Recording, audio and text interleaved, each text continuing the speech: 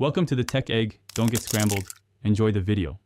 In this video, I will explain how to use the Figma pen tool. The pen tool is fundamental for creating custom vector shapes and intricate designs in Figma.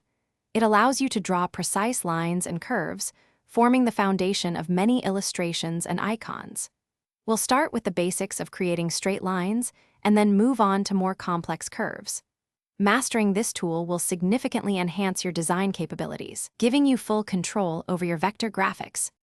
Now, let's explore how to create smooth, elegant curves using the pen tool.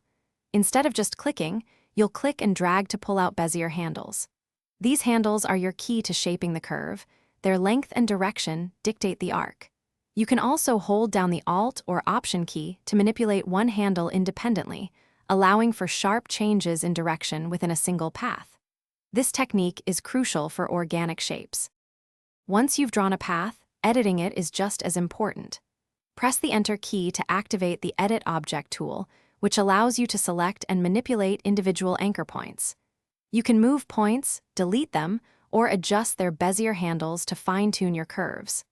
Adding new anchor points by clicking on a path segment gives you even more control, letting you reshape your design with precision. To truly master the pen tool, consider advanced techniques. You can combine multiple paths using Boolean operations, such as union or subtract, to create intricate shapes from simpler ones.